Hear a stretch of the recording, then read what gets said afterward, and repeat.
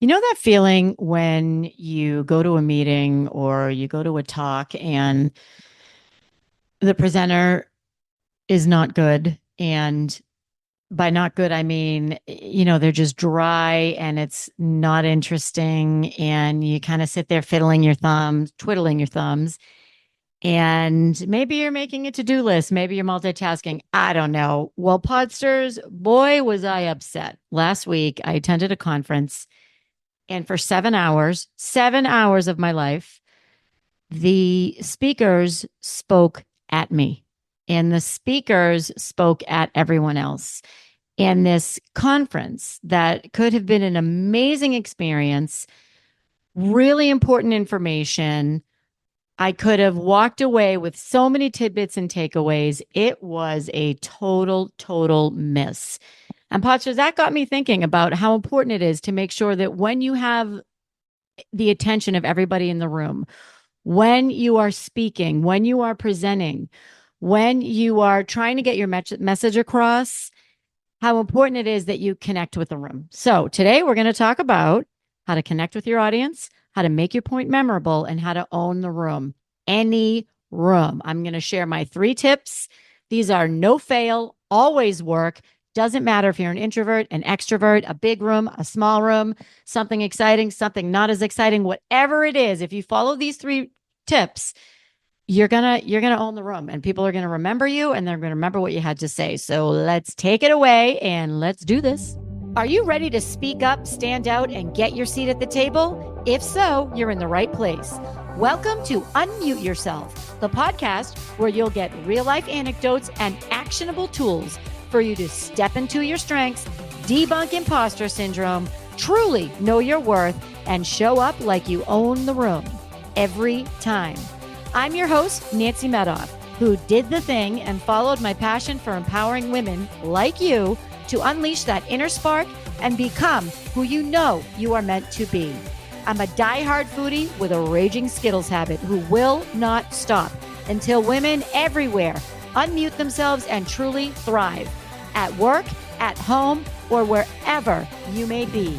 Let's do this. Podsters, what we're going to talk about today, it's a biggie. So this is going to help you with your career. It's going to help you in your personal life. It's going to help you with your business. What we are going to talk about is how to own any room, or more specifically, how to be an effective speaker. Some of this is in the book when I talk about how to speak up and how to stand out. More of it is not in the book, and it's a culmination of a bunch of stuff that I've learned over the years, both by watching other speakers and by seeing what resonates when I speak. And the reason why I want to talk about this, there's a couple of reasons. First of all, we here at Unmute Yourself, the podcast, so I used to do a lot about, or I used to talk a lot about very tactical, here's how to speak up, here's how to stand out. Depending on what's going on in my life, that might change, and I might talk about how to thrive or boundaries or how to manage your time or whatever the case may be. And I want to make sure that for those of you who have been here for a long time and for those of you who are newer here, that we are sticking true to the OG. Here's how to speak up. Here is how to stand out, and here's how to step up. So today we're going to talk about how to be an effective speaker and how to own the room. And when I say own the room, I mean that how to command attention in the room and how to make sure that your message is resonating. The reason why this is so important to me at this particular moment is because I attended a conference last week. And for 25 years, I was in the meetings industry. I planned meetings, I booked meetings, I attended meetings, I now speak at meetings. So meetings are not new to me. And effective meetings also aren't new to me. And I was so excited for this conference. First of all, I really was interested in almost all of the topics. It was my first time attending this conference. It's an annual conference. It was my first time in a new role with a different perspective. And I was just super pumped to go to this conference.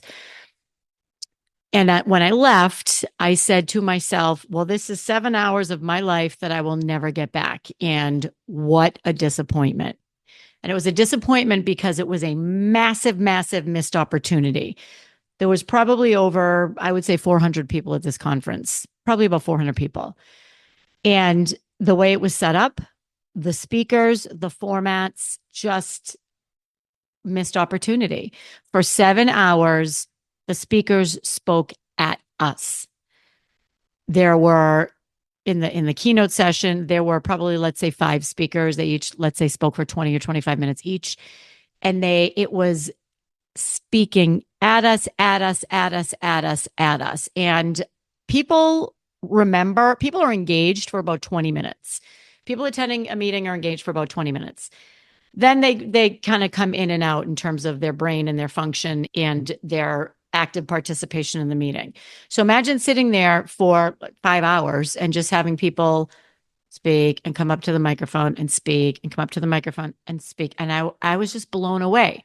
So then we were heading into breakout sessions. I'm like, great, we're going to go to the breakouts. This is where it's going to be interactive. This is where I'm going to be able to hear from other people, share ideas, brainstorm, have some takeaways, all the things. And the breakout sessions were exactly the same thing. People speaking at us. So this got me thinking, and this got me to write my weekly newsletter that I write to my community. It's going to go out today, and it's going to talk about how to be an effective speaker.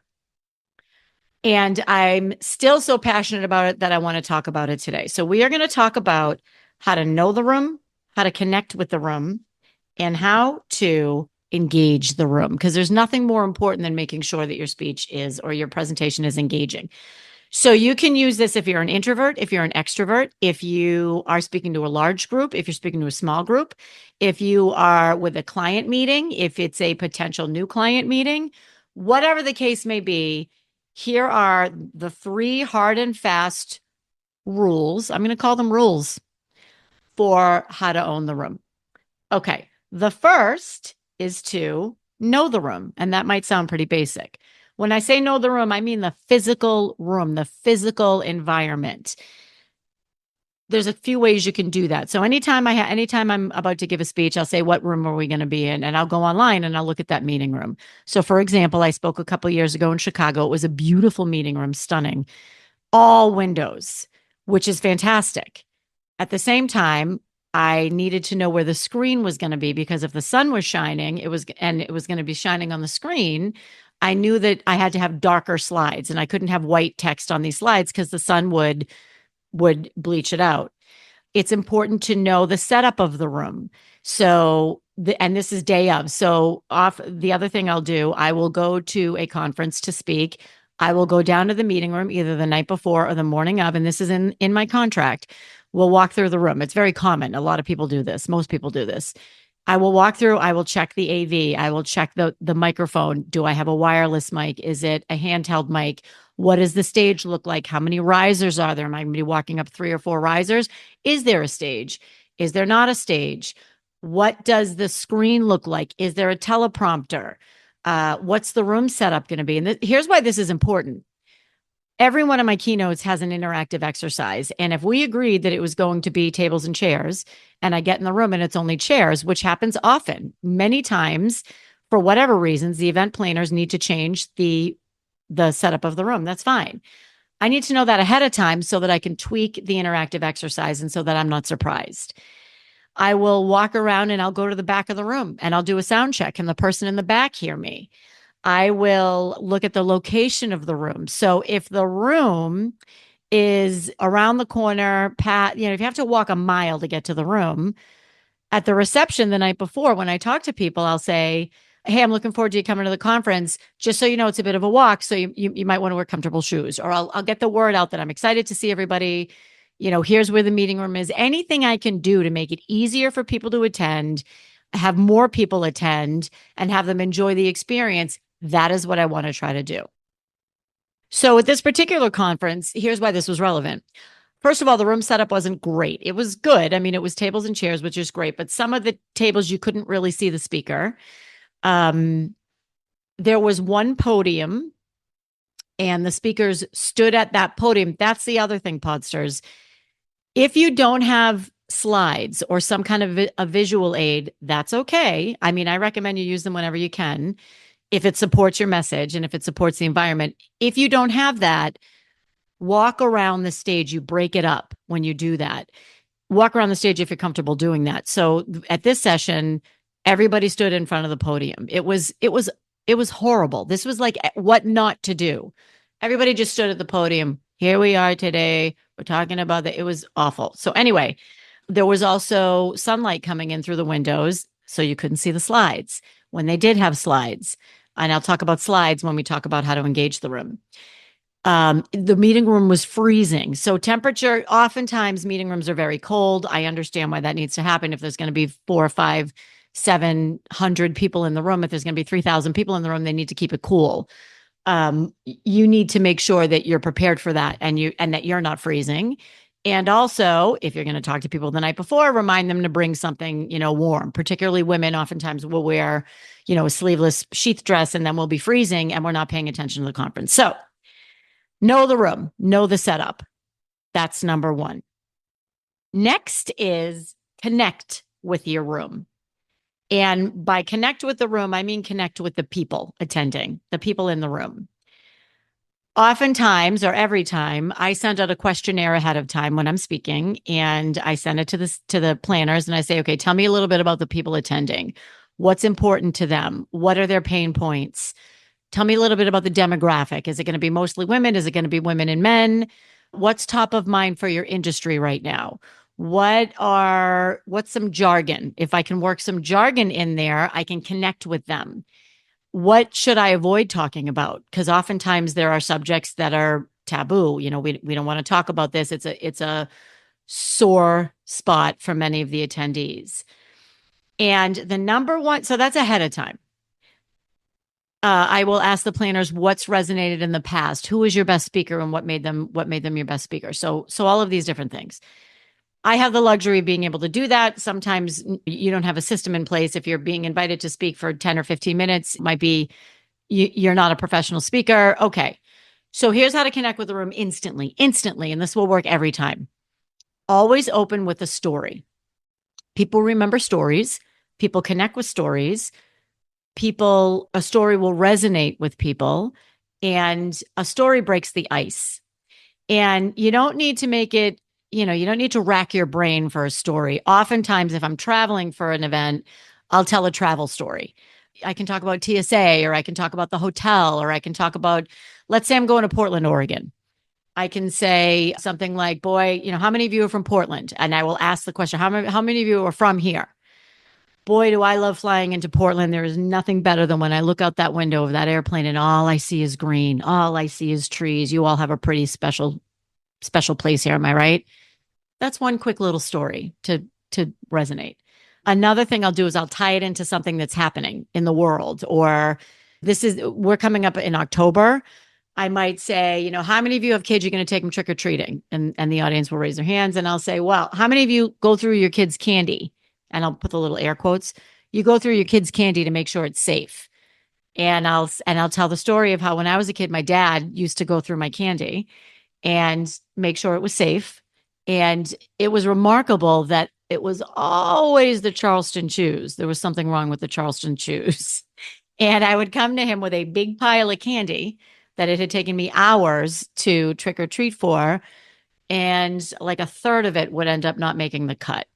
And that'll get a little laugh. We all know it was always the Charleston chews. He wanted the Charleston chews. It's a cute story, and you can resonate, or you can connect with people that way. So it could be something timely. It could be something about your travel there. It could be something about the meeting room. It could be something about the weather. It could be something about the organization, just some little story. And maybe it's a story of, before I start, I want to talk to you about what brings me here to you today and why I'm here today. And you share a story from your past as to why you wanted to be there today. Okay. So that's another way to connect. Because again, people remember, they might not remember everything you said, but they will remember how they felt. And Maya Angelou is famous for this quote: people won't remember what you said, they'll remember how you made them feel. So I would adapt that quote in this circumstance to say they'll remember that you connected, they'll remember that story. Anyway, one of the other benefits of knowing your audience ahead of time, if you can, or even talking to them before the meeting, I'll always stand outside and talk to people and why are you here? And what are you most looking forward to with the conference and all that, is then you can customize your points. So it doesn't matter what is in your presentation, you can customize it for them. And, hey, I was talking to someone out in the hallway and they said this, or I was talking to so and so and she said that this is important to her. So here's why I'm going to talk about this today. And you can bring the point back to them, which is incredibly powerful. And if you remember from the book, one of the 3 persuasion principles is to start with them. So the more you understand about your audience, the more you can connect the points back to them and they will remember. Okay. The last is what I found was particularly conspicuously absent from this conference that I attended. And there was one breakout that was really interesting. So I was engaged because I was interested. And again, and this is no disrespect to the speakers. This is the format they were given. They could have engaged more and they could have engaged the conversation more. So hands down, the most important thing you can do is engage with your audience. And this is incredibly simple. You can change your speech at any time. You can blow the whole thing up in the middle of the presentation if you see that people aren't engaged. I was in the back of the room and I saw 2/3 of the room during the keynote session with their heads down. What do you think they were doing, Podsters? We know what they were doing. They were on their phones. And if I were in the front of the room and that was happening to me, here's what I might do. I might say, there's a few things that I could do. One, I might say, I know a lot of this, or I feel like some of this content might be a little dry. I'm about to make a point that's really important. So I'm going to ask for you to hang on to bear with me and really pay attention for what I'm about to say. Because Podsters, my goal is to get them to have 2 or 3 actionable takeaways from every speech. And if I'm not connecting with them for some reason, I'm losing them and I need to bring them back to me. By the way, this doesn't happen that often. And I'm not saying that to sound arrogant. It's because I do my homework ahead of time and I know who's in the audience and I will customize it. If people aren't paying attention, I might say something like, I know we all have a lot going on. What I'm about to say is really important. So I'm going to ask you to bring it back to me for just a second. Blah, blah, blah, blah. I might say something like, and if you take one thing away from this conference, one thing away from this speech, here's what it is. And that way I get them to come back. One of the ways to make sure that you don't lose them in the first place is to simply engage, ask questions. What was disappointing to me in this conference was nobody asked questions. They didn't say, how many of you are familiar with this concept? All they had to do was say that. People will raise their hand or not raise their hand. Then you know the level of details that you need to get into. If you say, how many of you are familiar with this concept? And everybody raises their hand, you know that you don't need to cover the basics. And you can say, great, I'm going to skip over the basics, or I'm going to go through these really quickly, and we're going to get right to the meat of the presentation. If you say, how many of you are familiar with this concept, and no one raises their hand, you can say, awesome, I'm going to start out with a basic understanding of what we're talking about today, and then we're going to build on that. All you need to do is ask, and they will tell you. If they're not engaged, one of the things you can do is say, you can throw out a question and you can say, you know what? I'm going to throw out this question and I'm going to ask you to split into your groups, at your table groups, and talk about this question on your own. I want you guys to talk about it, and then let's talk about what you heard. That's another way to get people engaged and involved and having a conversation. It gets them engaged in the conversation. If it's a very dry topic, one of the topics that was being spoken about at this conference was energy. And I don't mean like human energy. I mean energy like atoms and hydrogen particles, physical energy or scientific energy. And that's pretty dry to me. It's probably not to a room full of physicists. To me, it's a little dry. I might have said, all right, everybody pull out a piece of paper. I want you to draw for me what you think hydrogen looks like. Whatever. And then people could have held it up. There would have been a wide range of people because this was not a room full of physicists. People could have had ridiculous looking drawings and we all kind of chuckle and laugh and say, okay, I'm going to take you through what this looks like, so that you are making them a part of the discussion. There is nothing worse than speaking at someone for 10 minutes, 15 minutes, 20 minutes, 45 minutes. And the same goes for if you're reading from your slides. So there was a book a long time ago PowerPoint, and it was called. Now I can't remember. Of course, I can't remember now. I can't remember the name of it. Resonate was the name of the book, and I bought it. And this was a long time ago. I think it was called Resonate. What this book says, and I agree with it, is rather than putting a bunch of words on the slide, try to demonstrate as much as you can with images. And I really took that to heart. So one of the things I'll do, let's say I'm talking about self-care and how to thrive. And one of the things I do when I need to thrive is I'll make sure that I'm drinking green juice or that I'm drinking healthy. So instead of saying on a slide, make sure you drink green juice, I will put a photo of a green juice on the slide. I will make it the size of the slide. So what they're looking at is a green juice. And then I may or may not add text to it. If I add text to it, I add text as the overlay. And never more than 3 bullets. Never more than 3 bullets to a slide, ever, ever, ever. So at this conference, I knew what they did. They took the annual report and they took the PDF from the annual report and put it on the slide. First of all, you couldn't read it because the font was so small. Second of all, that was a massive missed opportunity. They could have talked about what was in the annual report. And they didn't. They put it up on the screen and everyone was like, "What?" And they were like, "Here's the annual report." And it was a missed opportunity. How many times am I going to say missed opportunity? Probably about 5 more. So try to do as much as you can with your visual aids, with pictures, photos, images. If you want to, one of my favorites was if I talk about the ripple effect. I talk about the ripple effect of the gender wage gap or the gender pay gap and the ripple effect it has over for women over 40 years. So what I used to do is I would just take a photo of a ripple of a ripple of water in the ocean. This happened to be in a glass. And I would just call it the ripple effect. So will people remember the actual data of, well, here's the exact ripple effect? No. What they will remember is there's a ripple effect with the gender wage gap. And that's what I want them to remember. I don't need them to remember all the facts. Of course, I want them to remember some of them. I want them to remember my point. And my point is not facts. My point is interpreting those facts and the message from those facts.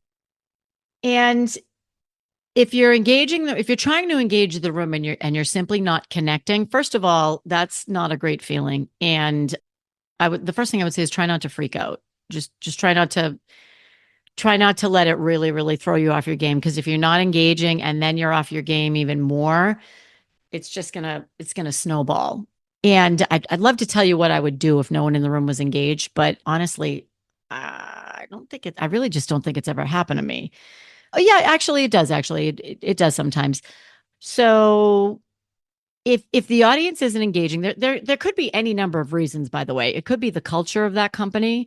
I remember I did a virtual program a few years ago, and I really enjoyed speaking with the planner. And I got on the Zoom and there was very, very little feedback. And I came to find out later that they were all afraid to speak up because the CEO was on the phone.